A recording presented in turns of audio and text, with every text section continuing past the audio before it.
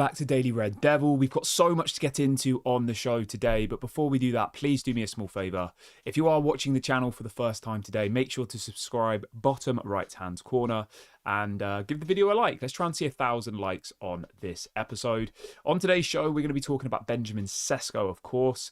We're going to be talking about Hojlund potentially leaving the club. We're going to be talking a little bit about Manchester United's pre-season game yesterday against Bournemouth. Lots of other bits as well, goalkeepers, all sorts to get into. But the question we have for you this morning is in relation to Benjamin Sesko, and it's going to be this. Should Manchester United sign Benjamin Sesko for 75 million euros? Let me know your thoughts in the comment section. Let me get a poll set up now for the live chat.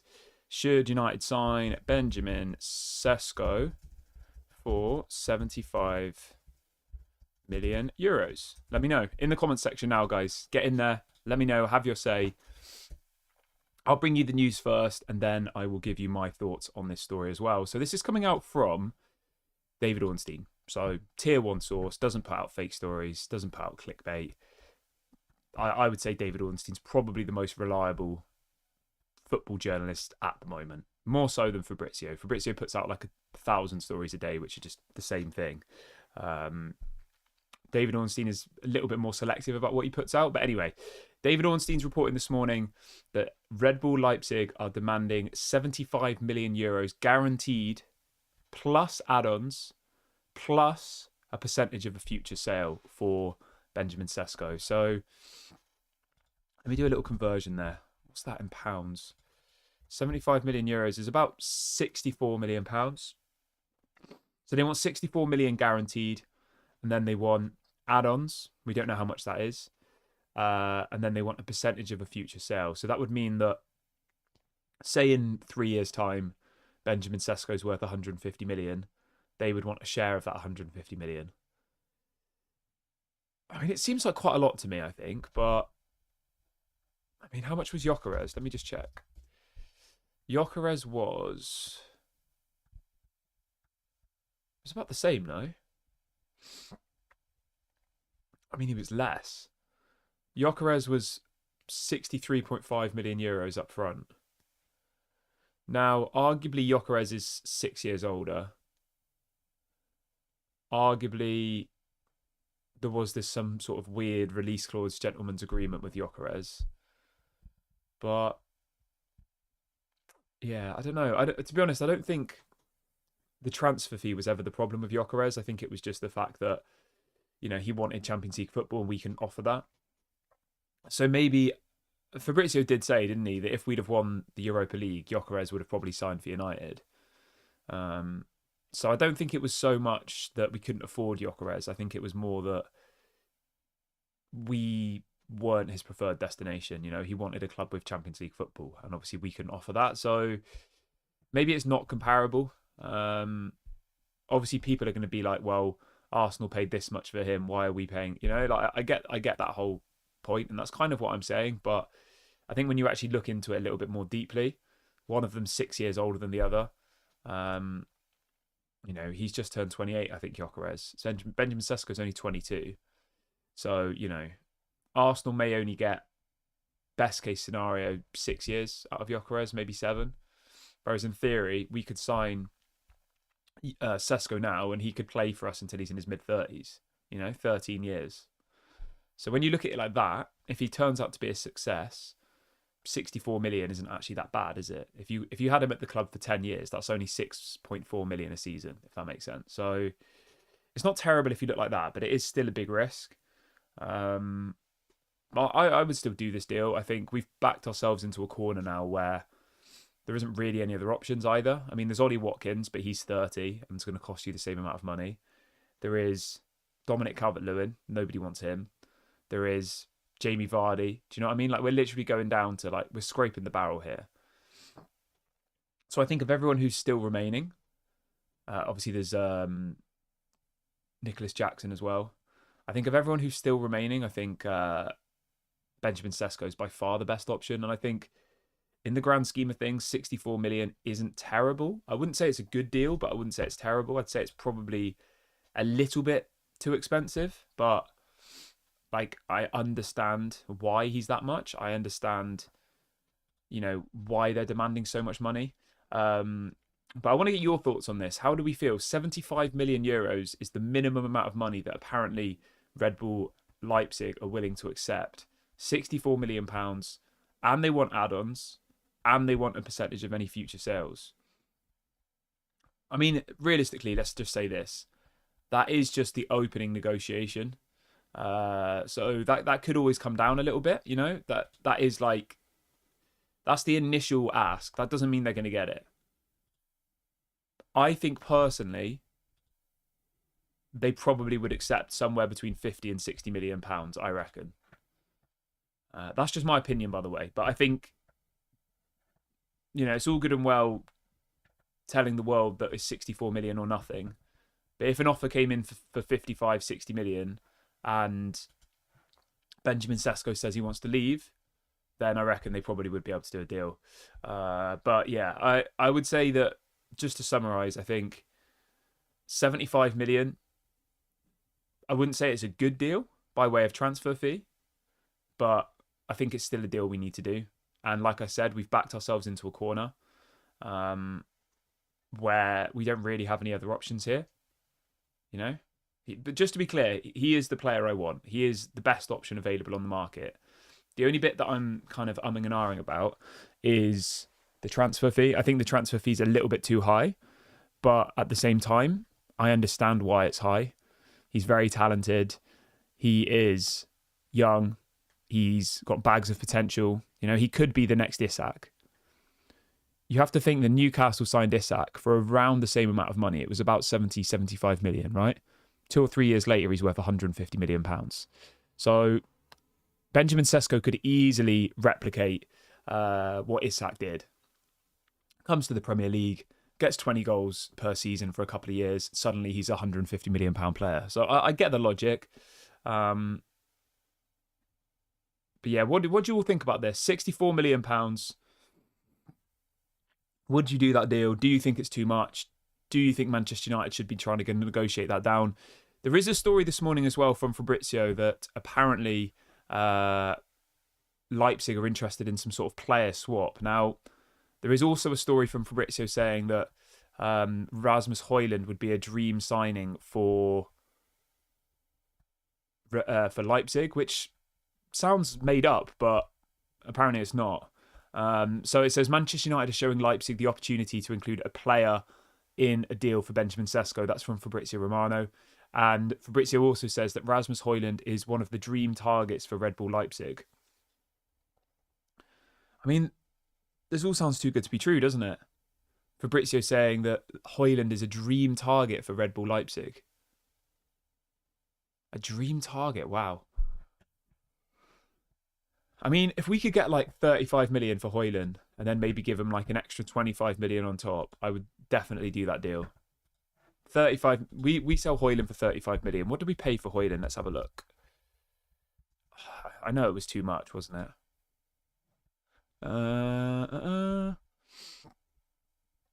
We paid. It was 60 something, wasn't it, for Hojlund? Wow, we paid 77.8 million euros for Hojlund. That's mad, isn't it? I mean, when you look at it like that, we paid more for Hojlund than what Leipzig are asking for Benjamin Sesko. So we paid 67 million pounds for Hojlund, right? We signed him on a 5-year contract. He's been here for, I think, 2 years now, is it? Or was it 3? Just trying to remember. It wasn't last summer. Was it the summer before? Yeah, last year was his second season. So if it's done over 5 years, 67 divided by 5 is about 12. Sorry, probably about 13. So we've paid 26. Yeah, his book value is probably about 35, 40 million quid. So if we were to get 35, 40 million, we would effectively not lose money on his transfer, if that makes sense. So yeah, we would need around 35, 40 million for Hojlund in order to not present a loss on our books. So yeah, if we could get 35, 40 million for Hojlund, and then we give him an extra 25 million for Benjamin Sesko, I would be happy with that. I mean, obviously, there's no guarantee. There's no guarantee that that Benjamin Sesko comes in and he hits the ground running. You know, it might be another Hojlund situation, but I think they are two very different players. If you look at Benjamin Sesko's attributes, he's very, very physical. He's very good at headering. I don't think Hojlund's good at either of those things. Hojlund seems to get himself in wrestling matches and never seems to win ever, even though he's a striker. Whereas if you look at how Benjamin Sesko plays, he is very, very physical. So yeah, I would 100% take Benjamin Sesko at Manchester United. I think he'd be an absolutely phenomenal signing, and I think he'd massively improve our attacking options. But you can obviously let me know your thoughts on that one in the comment section below. 75 million is the asking price. That's euros. Is that a good deal? Is that a bad deal? Let me know what you think. Like I said, just to summarize, I would say that it's a little bit over the top, but at the same time, I don't think it's an awful price. I think it's probably like a fair market value. But it's at the very high end of a market value, you know.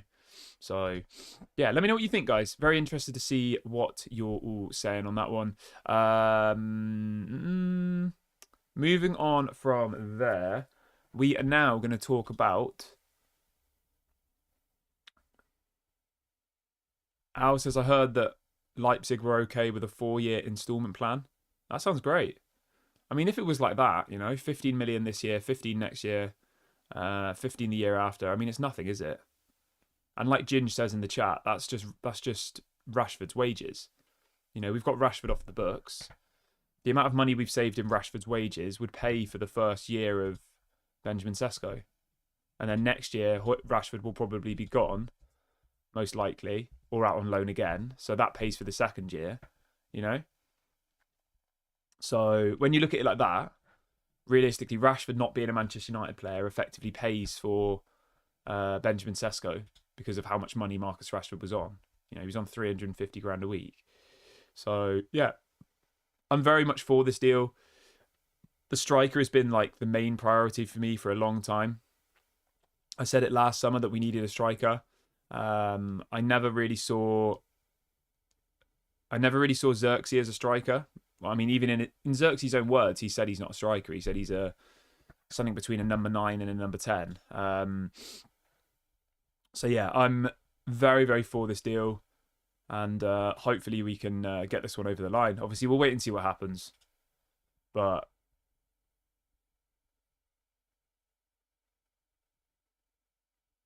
yeah, very good. Right, let's see what we have in the comments today. Did you like the 4-1 yesterday? Yes, I did. I'm going to be honest, mate. I didn't stay up till 2:30 in the morning, but I would just watch the highlights today. Yeah, decent. I mean, let's not get over carried away, though, just because we won a preseason game. Yeah, I don't want to get too carried away. I think we still need to focus on this goalkeeper, on this striker. You know, those are the two important positions. And just because we beat Bournemouth, you know, doesn't mean that, you know, we're ready for the season ahead. Someone says, where is Xerxes? I think he's injured, isn't he? I'm not sure. Donnarumma, yes, that's what I wanted to talk about next. Imagine if we signed Donnarumma, that would be mad. That would be absolutely crazy. So the latest on Donnarumma, apparently he is going to leave PSG. They've just signed a new goalkeeper. Is it Chevalier or something he's called? Anyway, he's going to leave. He tried to agree a new contract with PSG. He wanted more money. PSG weren't willing to pay it. He's got 1 year left on his deal. 26 years of age. I would say he's probably the best goalkeeper in the world, or one of the best goalkeepers in the world. Would massively improve our team. I would love to see Donnarumma in a Manchester United shirt. What an incredible signing that would be. Now, is that realistic? I mean, it's realistic in the sense that we need a goalkeeper. He wants to leave and he is available. But I don't know. Would he come to Manchester United? Possibly. When you see the other clubs that are linked to him, it's Saudi, Galatasaray, and I think that's kind of it at the moment. Obviously, Liverpool have got a goalkeeper. Man City have just signed James Trafford. Arsenal have got a goalkeeper. Like, all of the other top teams have goalkeepers and don't need a new goalkeeper. So I can see why we're linked to him, because realistically, we need a goalkeeper. That's clear to see. I don't know how much money it would take to get Donnarumma. I mean, the fact that he only has 1 year left on his deal, and the fact that I'm just trying to think here. So the fact he's got 1 year left and they've just signed a new goalkeeper makes me think that you're probably going to be looking at what? 30 to 50 million, I would say. 30 to 50 million, would you say? I don't know. It's hard to kind of put a number on it. I think wages wise, he's on about 250 grand a week now at PSG. So he's probably going to want at least 300, 350, which for a player of his quality is probably fair. You know, the fact that Casemiro's on 350, Rashford was on 350, Sancho's on 250, Mount's on 250, Maguire's on 200. I don't think there's anybody watching this video today who could say that Donnarumma doesn't deserve 250k a week. He obviously does. He's one of the best in the world. We pay Mason Mount, who's injured all the time, 250 a week. So, and we pay Casemiro, who's, let's be real, past it, 350. So I think 250 to 300 for Donnarumma per week is perfectly reasonable. I would 100% bring him in. If our final two transfers were Donnarumma and Benjamin Sesko, that'd be massive. That'd be so big for Manchester United. We still need a midfielder, but one step at a time. But yeah, imagine that. Imagine if our summer signings were Donnarumma, Cesco, Cunha, and Bumo, and a midfielder. 70 million for Donnarumma. I mean, yeah. I think the only thing that maybe brings his transfer fee down is the fact that he has 1 year left on his deal. The fact that he has 1 year left on his deal, the fact that he hasn't signed a new contract, and the fact that they've just signed a new goalkeeper. But yeah, there's a story here from James Ducker in the Telegraph saying that Manchester United have inquired about Donnarumma. PSG are braced for Manchester United possibly coming back once they have completed a deal for the goalkeeper Lucas Chevalier from Lille. So yeah, they're about to sign a new goalkeeper from Lille, PSG. And PSG have apparently had an inquiry from Manchester United. That's coming from James Ducker in the Telegraph this morning. So yeah, interesting. 26 years of age. What? Transfer Market says he's only worth 40 million euros. What? Transfer Market's usually quite reliable as well. Maybe it's because of his contract situation. I wonder if Transfer Market does take into consideration contracts. Let's see what they say Sesko's worth. Yeah, I mean, they say Sesko's worth 70 million euros, Transfer Market. Just remember as well, Benjamin Sesko has 4 years left on his contract.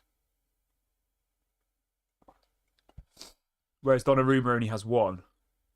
If Donnarumma had like 4 or 5 years left on his contract, he'd be like an 80 million to 100 million euros player, I reckon. But the fact he has 1 year left, the fact him and PSG haven't been able to agree a new deal, the fact that they've just signed a new goalkeeper, that does massively undervalue his downvalue his worth. I mean, if we could get him for 40 million euros, that would be absolutely incredible. But somebody says, why don't we keep Vitek? Vitek is going on loan to Bristol City, mate.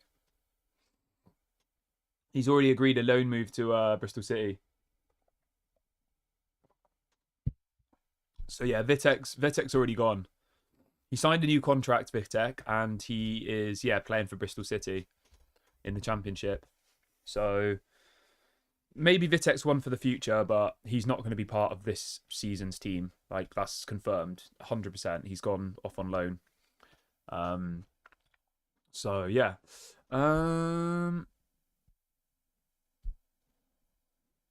Yeah, I would love to see Donnarumma. I would love to see him. Someone says Chevalier is better than Donnarumma. I'm going to be real. I don't watch the... what's it called? I don't watch the French league.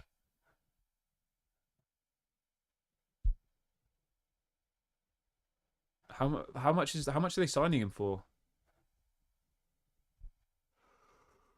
Let's have a look.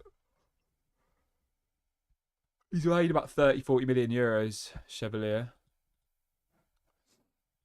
I don't know. Anyway, I'm going to wrap the video up here, guys. Thank you so much to everyone who's joined me on the show this morning. Hopefully more news comes out over the rest of the day. Make sure to drop a like. Hopefully we get some more news on Benjamin Cesco today. Imagine if we do get a here we go on Benjamin Cesco. That would be absolutely incredible. But yeah, obviously if anything happens, I will go live. Make sure you hit that notification bell. Make sure you subscribe to the channel. And I'll catch you guys all on the next one. Have an amazing day, everybody. And I'll speak to you all later. Bye-bye.